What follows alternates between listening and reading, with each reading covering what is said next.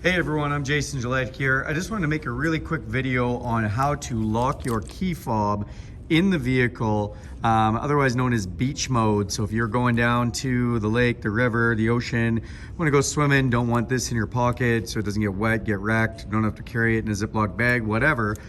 With the Fords, as long as you have a key code on the side, we can lock this in the vehicle. Obviously you want to hide this in the vehicle so it's not in plain sight, but it's pretty cool. So all you have to do is put this in the car. Just gonna put it right there. And we just come up to the key code holder, press the bottom two for 2 seconds. Press that, you can see my mirrors have auto folded in. You can see my running boards have come up. Bam, it's locked. Vehicle is locked. I'm not gonna grab the inside because it's got the heat sensing handles.